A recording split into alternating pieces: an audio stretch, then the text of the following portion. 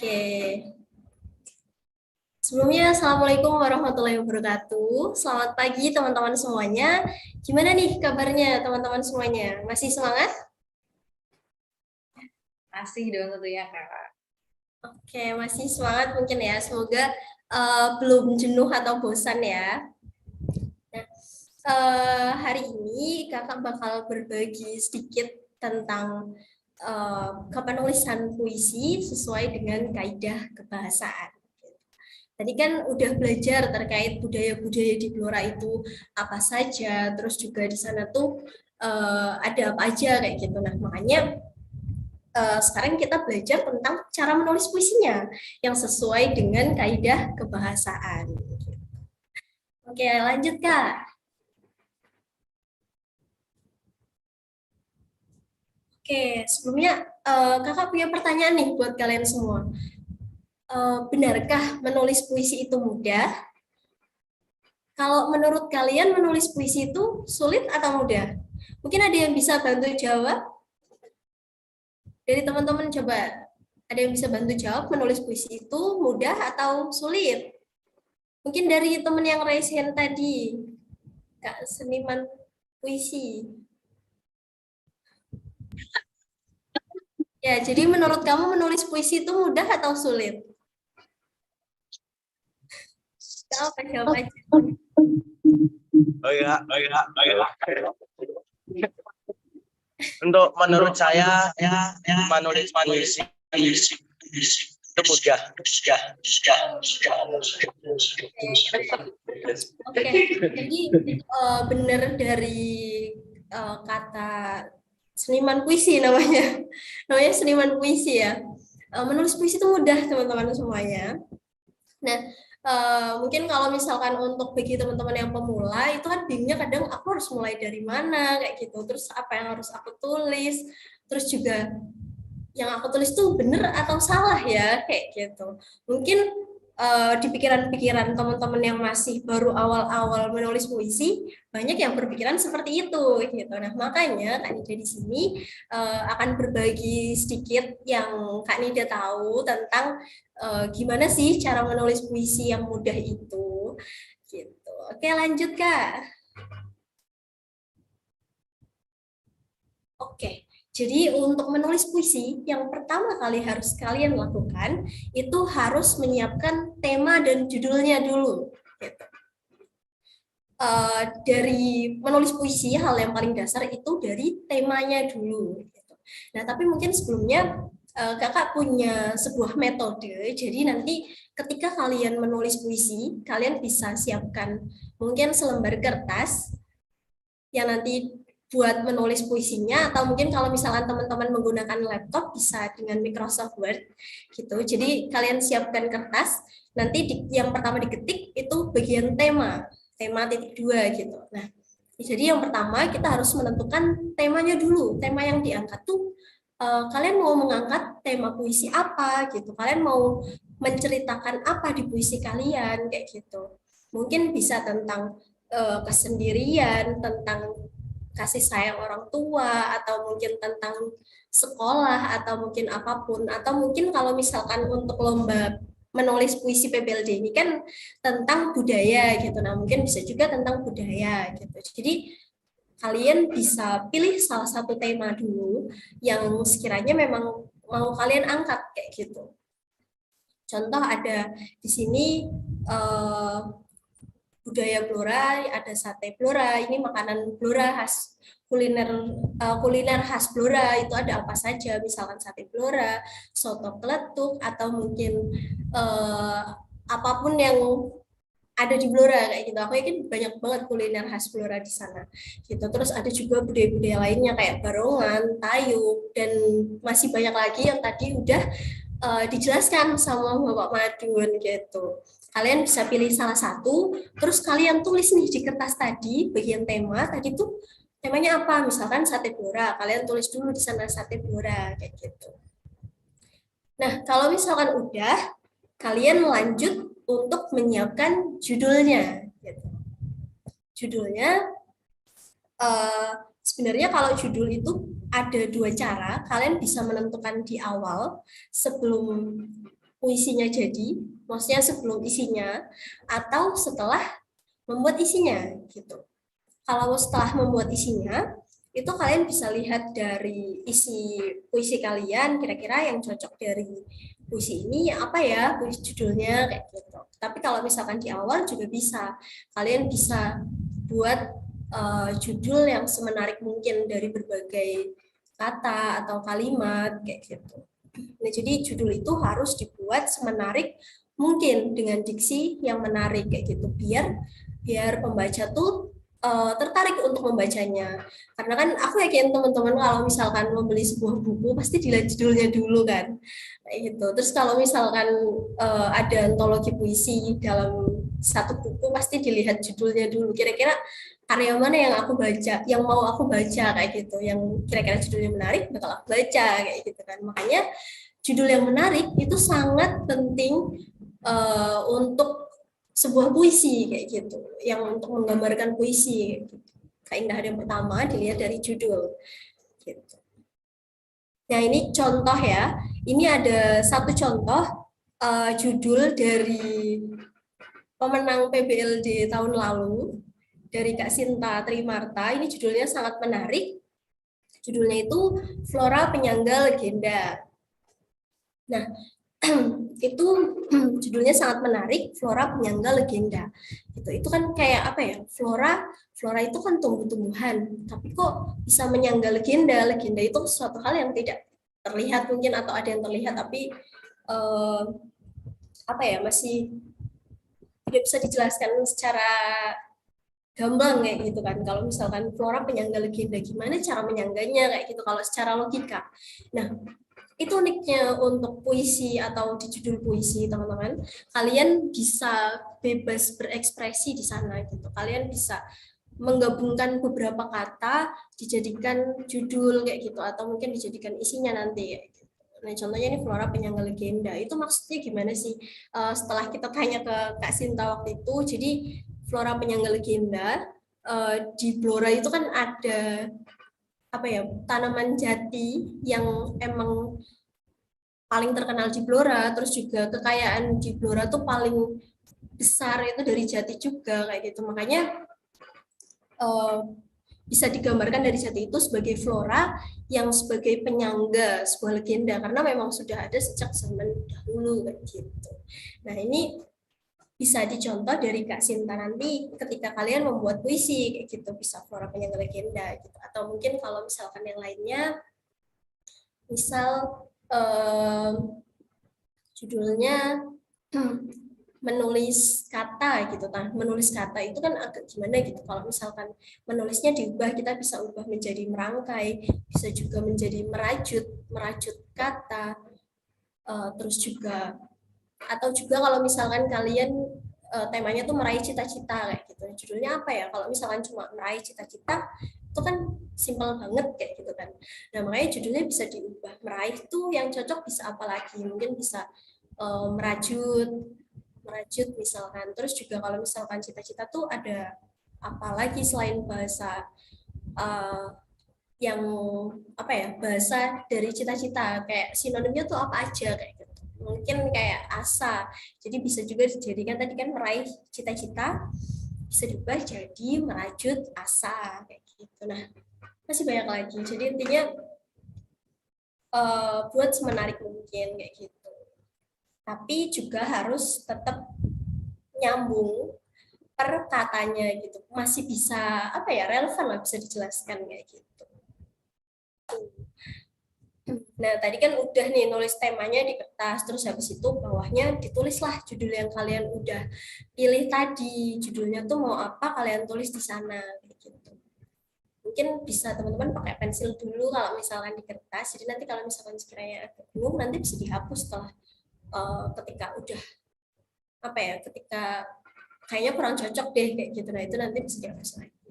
Gitu ya. Jadi tema dan judul dulu kalian tentukan dan kalian tulis dulu itu. Terus lanjut Kak.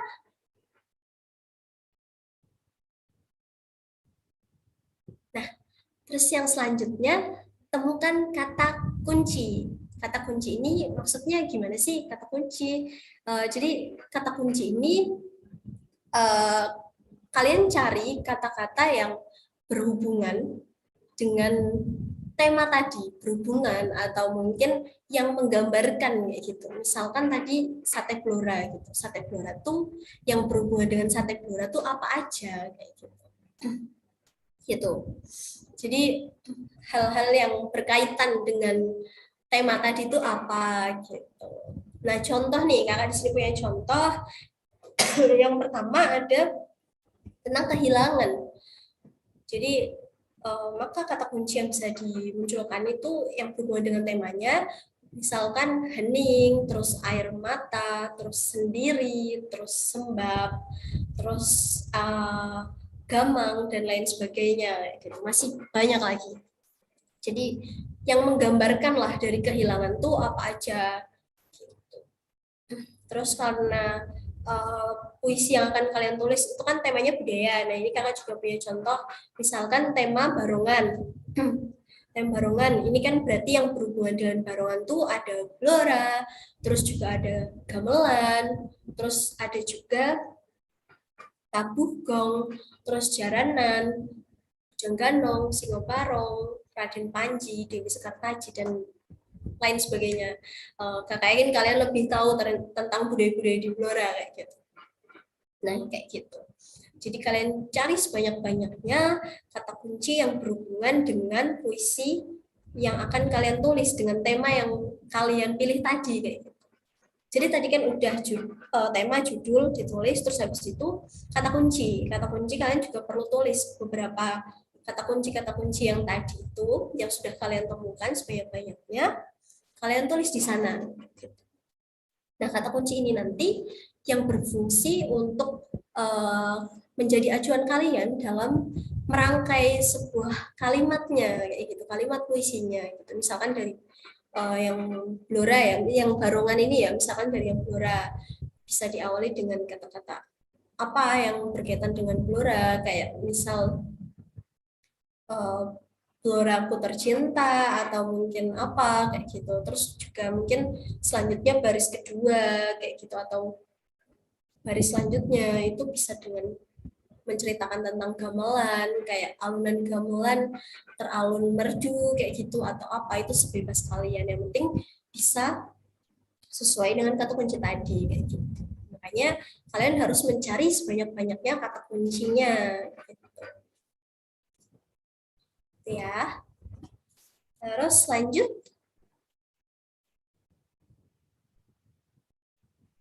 Nah, yang selanjutnya buat diksi yang unik gitu.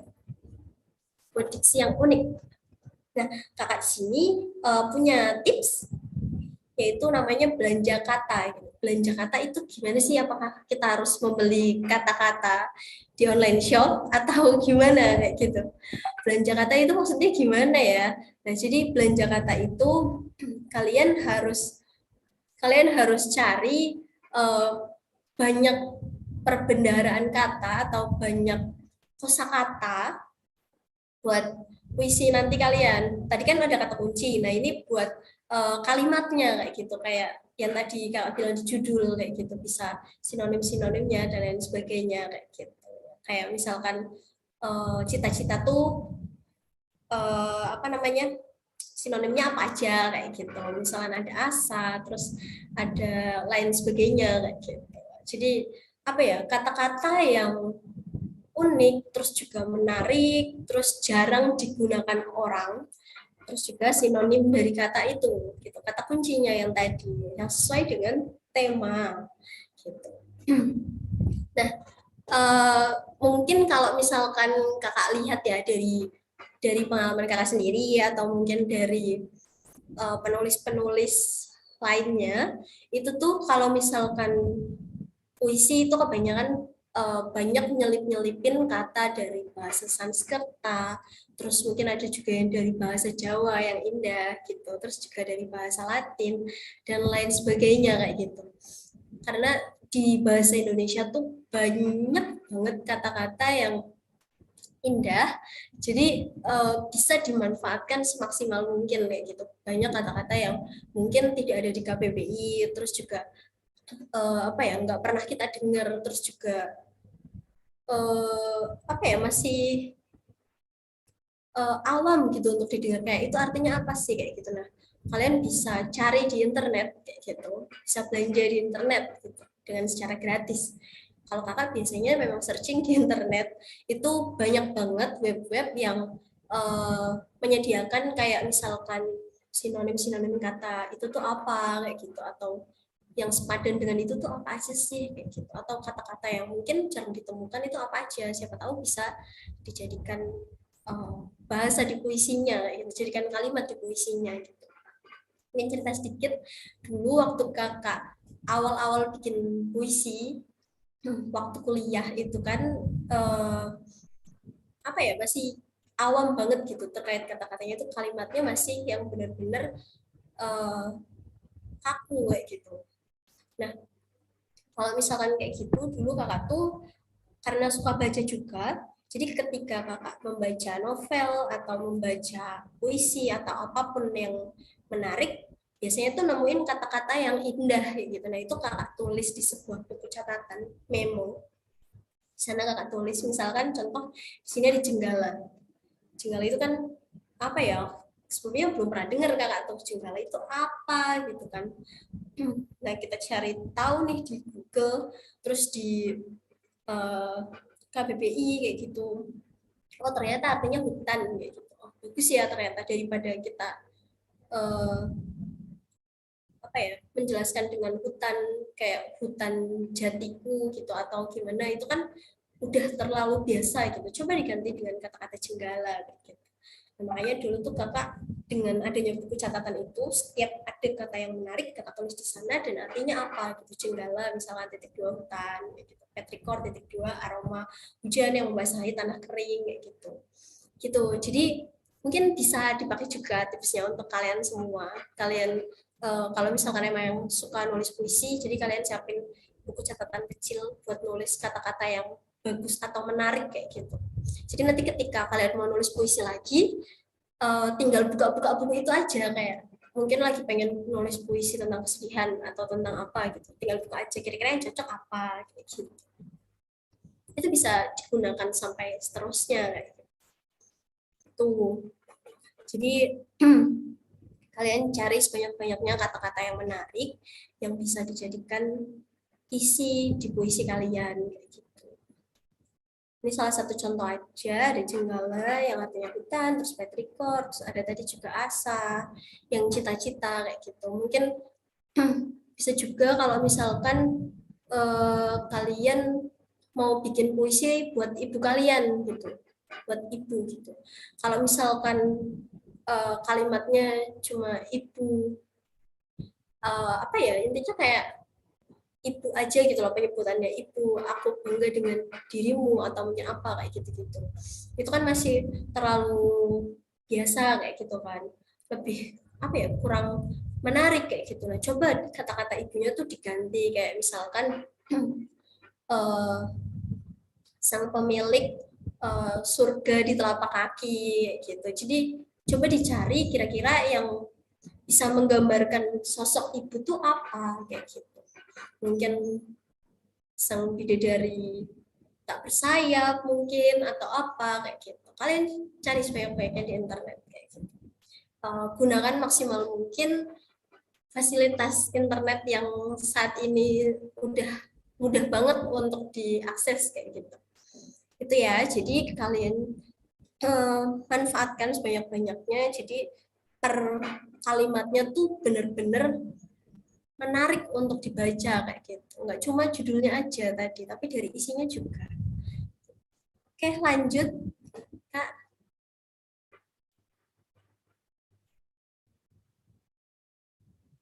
Oke, satu hal lagi yang buat puisi kalian lebih menarik, coba gunakan rima gitu. Sebenarnya puisi itu bebas, kalian mau nulis kayak gimana aja gitu. Nggak yang harus terpaku apa ya, ada aturan-aturan yang lebih nggak ada aturan-aturan yang kayak pantun mungkin yang ada sampiran isi kayak gitu-gitu enggak, atau mungkin yang berakhiran AB kayak gitu enggak. Sebenarnya kalian bisa bebas mau nulis seperti apapun sebenarnya kalau untuk puisi, karena puisi itu karya yang bebas kayak gitu. Cuma dengan adanya rima ini kalian bisa membuat puisi kalian lebih indah atau lebih enak dibaca. Nah, jadi rima ini berfungsi sebagai pola. Rima ini ada beberapa jenis. Yang pertama ada rima sejajar, itu yang berakhirannya A semua, terus juga ada rima silang yang berakhiran A, B, terus ada rima kembar, AA, BB, terus ada juga yang berpeluk. Berpeluk ini A, B, A gitu.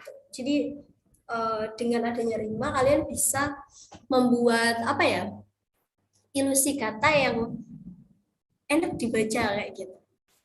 Nah, ini ada satu contoh. Ini aku ambil contoh yang rima sejajar. Aku mempunyai sebuah boneka, wajahnya cantik jelita, pipinya merah merona, ku beri dia nama Elena. Nah, jadi dari contoh penggalan puisi yang kakak masukkan ini, itu kan berakhiran A semua, dan kalau dibaca tuh lebih nyaman di lidah gitu, terus juga enak kayak gitu, dan lebih menarik gitu untuk pembacanya gitu. Nah, ini mungkin bisa dijadikan tips bagi teman-teman, kayak misalkan mungkin misalkan kalau misalnya tentang budaya, mungkin kota Blorelku tercinta, tempatku meraih asa, terus juga tempat kelahiran ayah bunda gitu, atau lain sebagainya. Itu contoh yang AAA gitu, yang tentang budaya di Blora gitu. Oke, lanjut.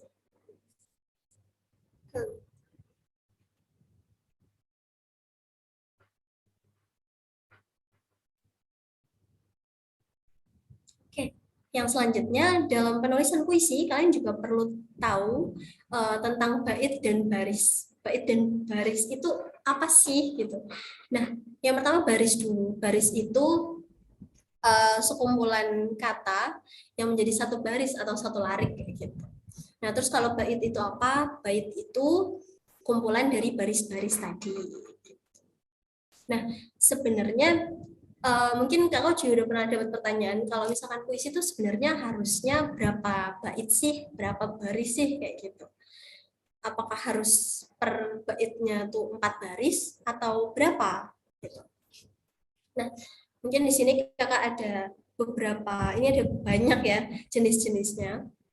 Yang pertama kalau misalkan untuk jumlah bait ya, jumlah bait itu sebenarnya kalian bebas mau bikin berapa bait. Tapi biasanya kan kalau misalkan puisi itu tergantung kebutuhan kalian, apakah untuk pribadi, untuk lomba, atau untuk apapun kayak gitu. Kalau misalkan untuk lomba, coba kalian sesuaikan dengan ketentuannya, itu harusnya berapa bait kayak gitu. Tapi kalau misalkan nggak ada ketentuannya, itu bebas, terserah kalian mau bikin berapa bait. Nah, kalau terkait barisnya, ini ada beberapa jenis, ada cukup banyak. Jadi yang pertama ada distikon. Distikon ini terdiri dari 2 baris dalam 1 bait. Terus yang kedua ada terzina, terdiri dari 3 baris dalam 1 bait. Terus yang selanjutnya kuatren, itu ada 4 baris dalam 1 bait. Yang selanjutnya queen, terdiri dari 5 baris dalam 1 bait. Terus yang selanjutnya sektet, itu terdiri dari 6 baris dalam 1 bait. Terus yang selanjutnya septima, 7 baris dalam 1 bait, dan yang terakhir ada oktav atau double quatren atau stanza yang terdiri dari 8 baris 1 bait.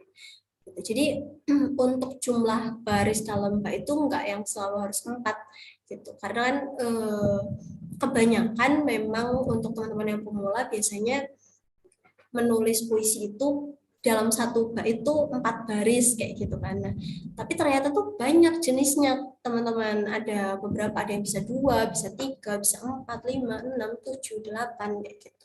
Itu bebas, terserah kalian mau pilih yang mana gitu. Dan dalam satu puisi kalian pun juga boleh mencampurkan dua jenis, kayak misalkan untuk bait pertama kalian pengen distikon 2 baris dulu nih, terus nanti yang selanjutnya mau yang kuadran, itu juga nggak masalah, jadi 2, 4, terus 2 kayak gitu, itu nggak apa-apa teman-teman.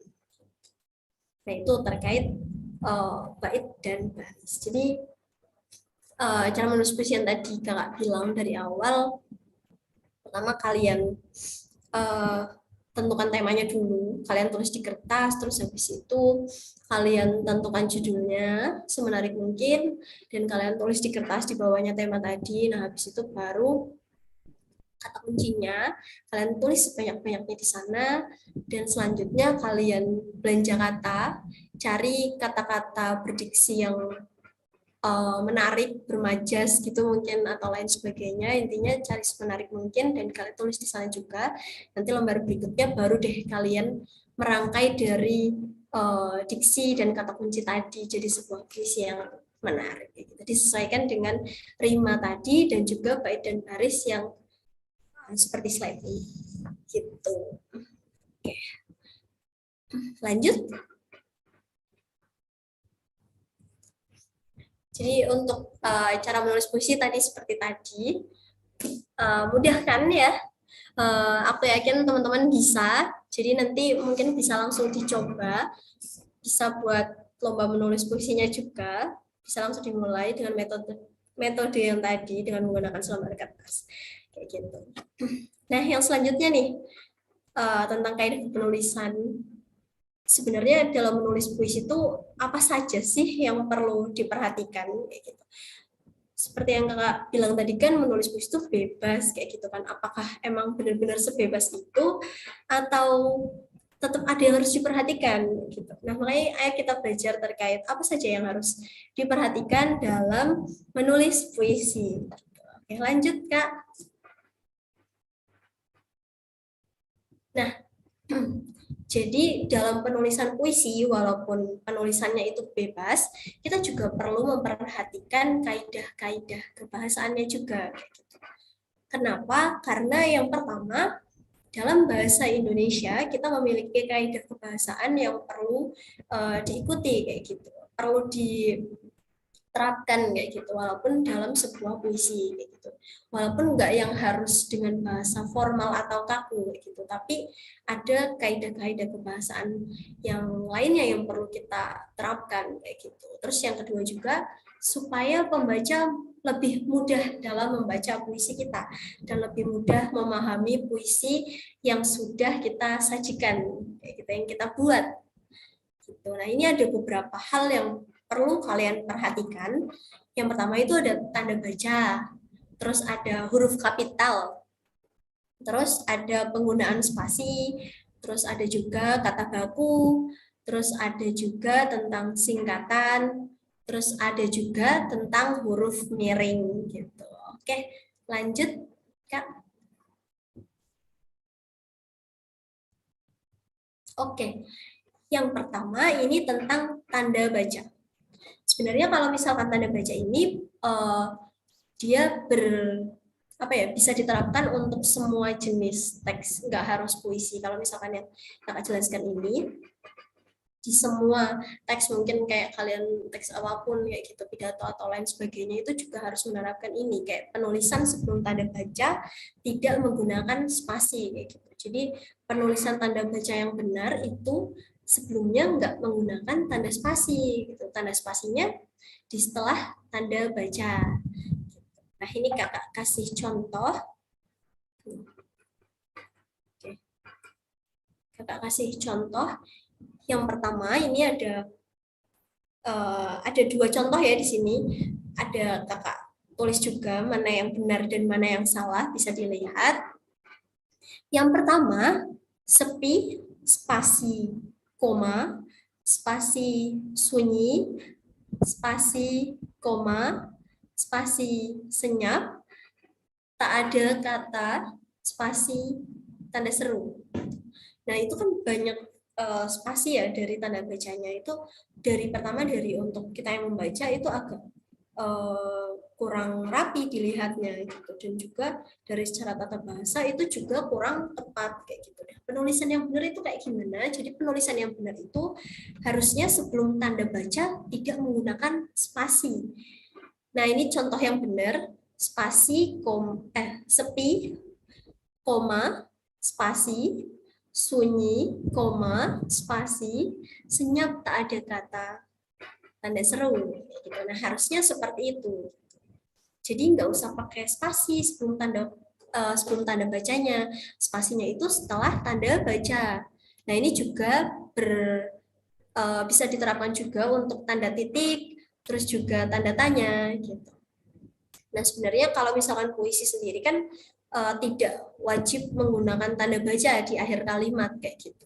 Tanda baca di puisi ini lebih ke menjadi pemenggalan kata di setiap katanya. Mungkin kalau misalkan ini kan ada beberapa kata yang sepi, sunyi, senyap kayak gitu. Nah, itu perlu dengan tanda baca, maka diberi tanda baca. Tapi kalau untuk di akhiran, kalau misalkan tidak diperlukan, tidak perlu menggunakan tanda baca, tidak masalah gitu.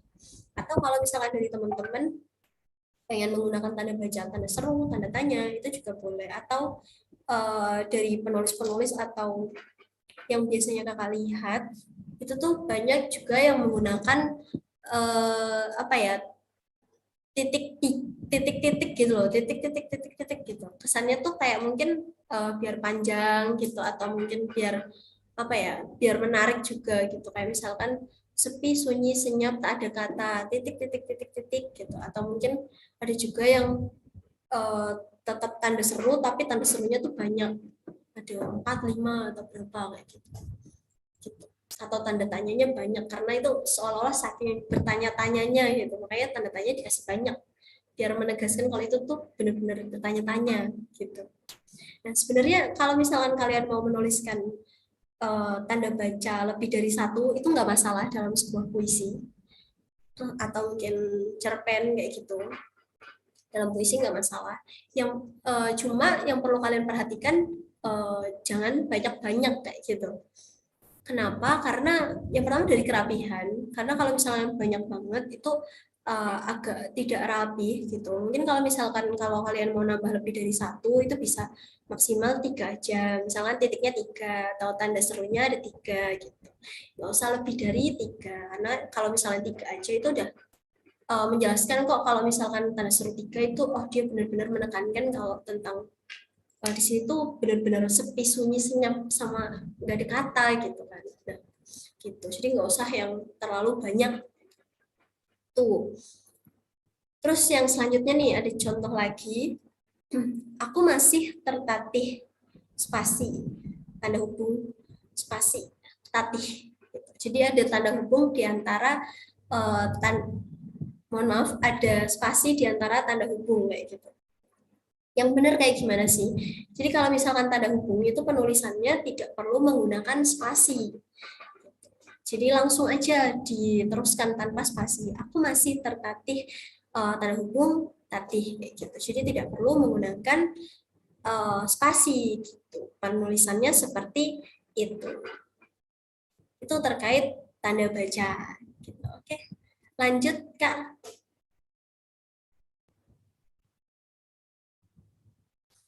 Oke, yang selanjutnya terkait huruf kapital. Kapan aja sih harus menggunakan huruf kapital dalam puisi mungkin atau dalam apapun gitu. Nah, jadi huruf kapital ini digunakan ketika dalam penggunaan huruf pertama unsur nama diri seperti nama orang, nama organisasi, nama keagamaan, peristiwa, hari besar, bangsa, suku, dan bahasa kayak gitu. Contohnya ini ada yang nama orang. Nama orang ini yang pertama ada misalkan contohnya nama kakak ya, Nida, N titik A titik gitu. Nah, jadi setiap perkata namanya itu harus diawali dengan huruf kapital kalau nama. Gitu. Nah, untuk singkatannya kalau misalkan ada singkatan itu penulisannya seperti itu. Jadi diakhiri dengan titik. Kalau misalkan cuma Nida N berarti Nida N titik gitu. Nah, N-nya juga harus kapital. Itu kalau misalkan penulisan nama. Nah, kalau misalkan dalam puisi, nama, apakah ada yang pakai nama, kayak gitu. Biasanya kan ada juga yang menceritakan mungkin tentang hewan peliharaannya. Kelinciku bernama Ciko gitu misalkan. Ciko berlari-lari sepanjang hari kayak gitu. Nah itu Cikonya itu harus kapital kayak gitu. Jadi intinya nama itu harus kapital. Nah terus yang selanjutnya ada juga tentang agama. Ini kayak Islam, Kristen, Buddha maksud saya, terus Hindu, terus juga Tuhan itu kapital diawali dengan kapital dan masih banyak lagi kayak gitu. Intinya yang berkaitan dengan keagamaan itu diawali dengan huruf kapital. Nah, terus yang selanjutnya tentang bangsa. Bangsa ini nama dari bangsanya itu harus kapital. Kayak contohnya bangsa Indonesia, bangsa Melayu kayak gitu. Melayunya besar. Tuh, tapi yang kapital itu hanya nama bangsanya. Kata bangsanya itu B-nya tidak perlu kapital. Jadi hanya Indonesianya, mungkin hanya Melayunya aja kayak gitu. Gitu. Terus juga ini sesuai juga dengan suku. Misalkan di Blora itu kan ada suku Samin ya kalau nggak salah. Nah, suku Samin itu berarti kan sukunya S-nya kecil dan Saminnya S-nya besar kayak gitu. Itu salah satu contohnya tentang suku. Ada juga suku Sunda, suku Jawa, dan lain sebagainya. Nah, terus yang selanjutnya penulisan bahasa. Bahasa ini kan ada bahasa Inggris, bahasa Indonesia, bahasa Jawa gitu. Nah, kalau ini penulisan bahasa itu B-nya nggak perlu kapital, tapi yang diikutinya itu harus kapital. Inggrisnya mungkin, Indonesianya, dan lain sebagainya. Ini kecuali kalau misalkan bahasa Inggrisnya tuh mengacunya tuh ke mata pelajaran. Kalau mata pelajaran itu harus kapital semua. Kayak mata pelajaran bahasa Indonesia itu baru harus kapital semua. Bahasa B-nya kapital, Indonesianya juga kapital. Tapi kalau untuk bahasa yang dalam artian bahasa itu tidak perlu kapital kata B pada bahasanya. Dan selanjutnya ini masih ke keagamaan. Kalau misalkan ada sholat subuh, terus juga sholat maghrib dan lain sebagainya itu juga harus kapital. Gitu. Terus huruf kapital apalagi yang perlu digunakan itu yang selanjutnya ada huruf pertama pada awal kalimat gitu. Jadi setiap awal kalimat, setiap awal baris kalian menulis puisi itu harus kapital awalnya gitu. Kayak dimulai dari kapital dulu. Contoh nih, dari kakak ada satu baris puisi, kau pergi tanpa meninggalkan pesan. Nah itu kaunya itu harus kapital. Terus kalau misalkan ada pertanyaan gini, Kak gimana kalau misalkan dalam satu baris tuh nggak cukup, kalau misal biasanya tuh ada yang niatnya satu baris, tapi tuh jadinya kayak dua baris gitu loh, itu gimana, apakah yang baris selanjutnya, baris kedua itu tadi, yang masih sambungannya apakah juga kapital, apa gimana, kayak gitu. Nah kalau misalkan kayak gitu, yang lanjutannya tadi, walaupun di bawahnya itu nggak perlu kapital, nggak masalah gitu. Jadi kapitalnya tuh ketika dia memulai apa ya baris yang baru, memulai bahasan yang baru kayak gitu, memulai apa ya topik yang baru kayak gitu. Gitu. Jadi terus lanjut.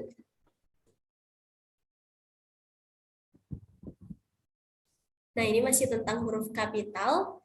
Huruf kapital ini yang selanjutnya huruf pertama pada kata sapaan. Kata sapaan atau pengacuan dan lain sebagainya.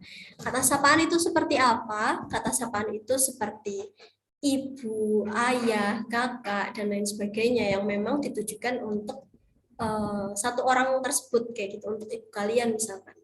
Contohnya ketika kalian mau menulis puisi tentang ibu gitu.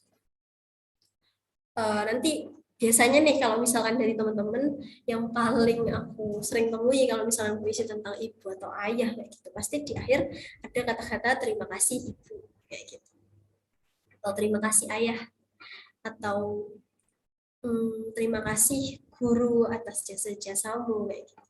Nah ibu di sana untuk penulisan I-nya itu harus menggunakan huruf kapital gitu. Karena ibu di sini tuh merujuk ke ibu kalian ya gitu. Kalian bikin puisi buat ibu kalian. Jadi ibunya itu benar-benar mengacu langsung untuk ibu kalian. Makanya harus huruf kapital gitu. Beda lagi ketika puisinya tuh secara umum, kayak misalkan kalian menceritakan tentang perjuangan seorang ibu secara umum kayak gitu. Kayak kasih ibu sepanjang masa, kasih sayangnya tidak terhingga kayak gitu-gitu. Nah, ibu di sana tidak perlu kapital karena itu secara umum. Tapi kalau misalkan terima kasih ibu yang emang buat ibu kalian itu harus kapital gitu. Terus ada juga ini yang seharusnya bukan hak kakak. Ini juga sama tentang kayak tadi ibu, kakak, adik, guru juga gitu. Ini kayak apa ya, menunjukkan kalau misalkan puisi itu tuh emang buat ibu kalian, emang buat kakak kalian pribadi kayak gitu-gitu, nggak yang secara umum. Beda lagi ketika kalau misalkan kalian udah langsung merujuk memberikan kata kepemilikanku gitu. Kalau misalkan biasanya ada juga yang terima kasih ibuku, terima kasih ayahku, terima kasih guruku kayak gitu. Nah kalau misalkan ada punya itu nggak perlu huruf kapital karena udah jelas nih kalau misalkan dia ibuku kayak gitu. Kalau ini kan tadi belum jelas terima kasih ibunya siapa kayak gitu kan. Makanya perlu kapital. Tapi kalau misalkan ibuku itu nggak perlu kapital. Gitu. Oke, terus yang selanjutnya huruf pertama pada nama geografi.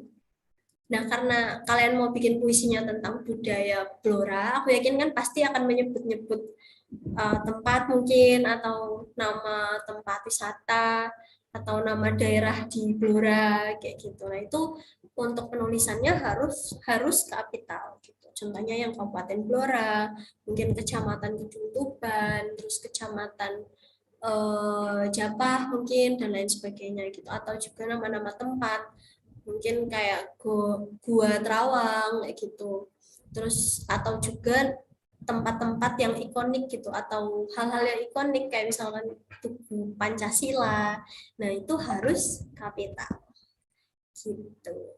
Oke, lanjut.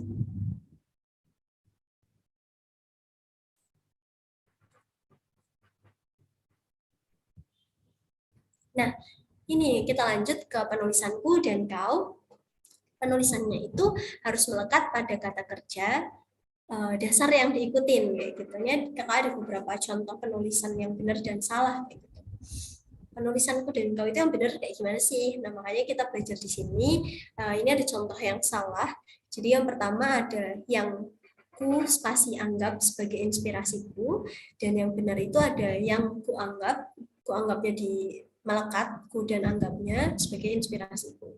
Jadi karena anggap di sini kata dasar, kata kerja dasar, jadi kata kunya harus melekat dengan kata anggap kayak gitu, yang ku anggap gitu. Itu. Terus yang di bawahnya ada lagi contoh, lalu di saat ku menutupi lembaran dulu, ku menutupinya di sini digabung, itu bentuk yang salah, dan ada juga bentuk benar, lalu di saat ku menutupi lembaran dulu, kunya dipisah. Nah, ini kenapa dipisah? Karena kata selanjutnya itu bukan kata dasar. Walaupun dia kata kerja, menutupi, tapi dia bukan kata dasar. Dia memiliki imbuhan, ada me dan i.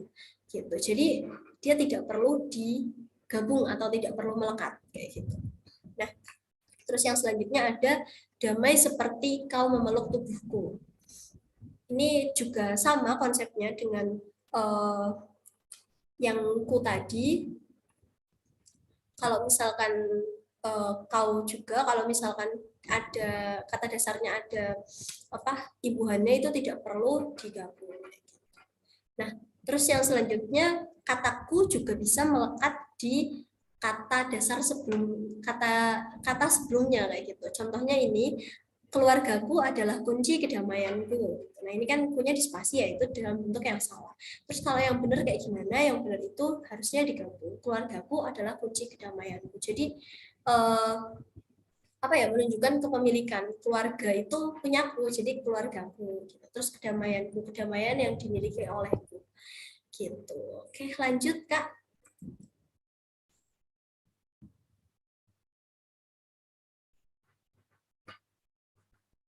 Nah, yang selanjutnya penggunaan spasi. Penggunaan spasi ini yang pertama ada penulisan di. Penulisan di ini ada dua tipe. Yang pertama sebagai awalan dan yang kedua sebagai kata depan. Nah, kalau sebagai awalan itu ditulis melekat dengan kata yang mengikuti. Contoh nih, dimakan, ditelan. Terus kalau misalkan dalam kalimat ada damai yang tak dapat direbut. Jadi direbutnya digabung. Terus ada lagi damai yang indah tak pernah bisa dibeli. Jadi digabung karena itu sebagai awalan gitu. Nah, kalau misalkan untuk kata depan itu seperti apa aja? Kata depan tuh contohnya kayak misalkan untuk menunjukkan tempat, waktu gitu. Nah, ini contohnya ada di sana, di mana, di rumah, di antara kayak gitu. Kalau dalam kalimat ini ada aku ingin hidup di atas awan yang menyelimuti. Gitu. Nah, itu penulisan di. Jadi jangan sampai ketukar ya kalau penulisan di itu harusnya digabung apa dipisah kayak gitu. Jadi bedanya tuh seperti ini. Lanjut.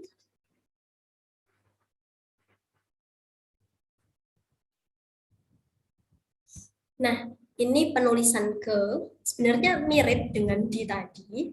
Jadi ada sebagai awalan dan juga sebagai kata depan. Kayak gitu. Nah, sebagai awalan, oke. Jadi sebagai awalan ini melekat dengan kata yang mengikutinya ke an. Contohnya dengan ada ke an kayak gitu. Biasanya ada imbuhannya ke sama an, terus ada juga yang menunjukkan angka kayak gitu. Contohnya kalau misalkan rebah, kata dasar rebah itu diikuti dengan mohon maaf untuk yang kelelahan. Misalkan kelelahan ini kan ke dengan kata dasarnya lelah kayak gitu dan ada imbuhan ke dan an kayak gitu.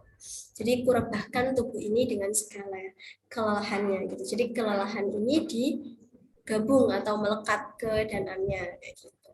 Terus kalau misalkan untuk angka itu maksudnya gimana? Kayak contohnya membanggakan kedua orang tua. Jadi kedua itu harus digabung gitu.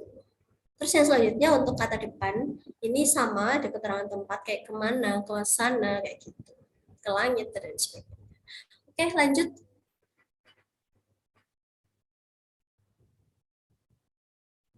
Nah, ini penggunaan spasi. Yang selanjutnya adalah penulisan pun. Penulisan pun yang ditulis serangkai itu cuma ada 12 kata. Mungkin ini bisa dicatat teman-teman. Atau mungkin nanti kalau misalkan materinya di-share ini bisa jadi pegangan kalian. Selain 12 kata ini, penulisan pun itu pasti dipisah kayak gitu. Jadi ada 12 kata ini yang harus digabung. Selain ini dipisah kayak apapun, siapapun itu pasti dipisah gitu. Dimanapun itu dipisah. Jadi ada 12 kata yang digabung. Ini mungkin bisa dihafal atau mungkin bisa dicatat aja gitu terkait. Oke, lanjut.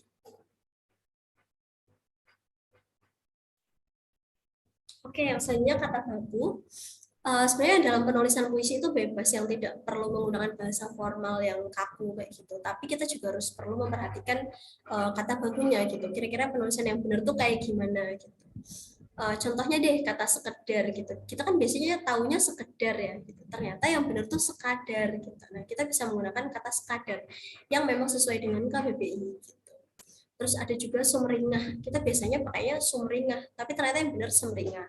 Terus ada nafas, ternyata napas. Terus ada juga hembus yang ternyata hembus kayak gitu. Kalian bisa lihat ini di KBBI kayak gitu. Kalian bisa download aplikasi KBBI atau bisa juga di secara online kayak gitu. KBBI online. Oke, lanjut.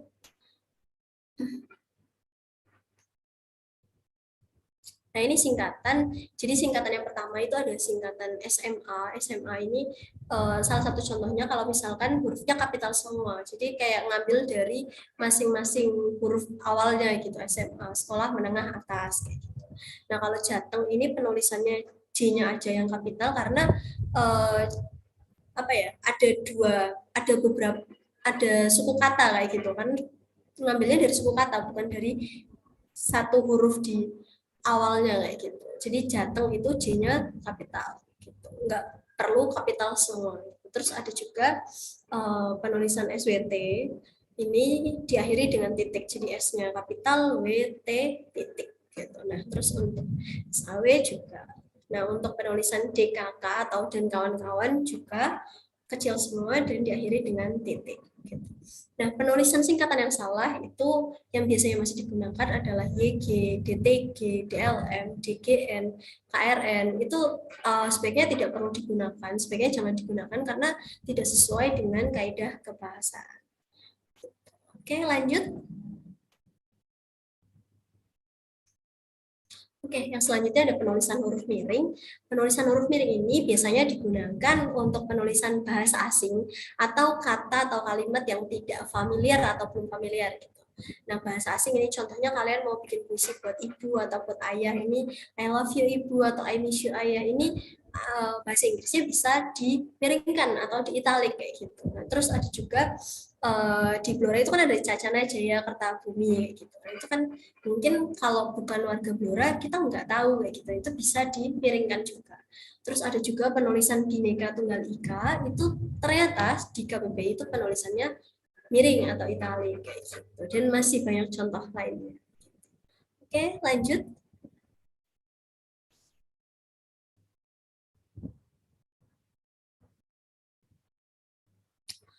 Oke, mungkin materinya dari kakak itu aja.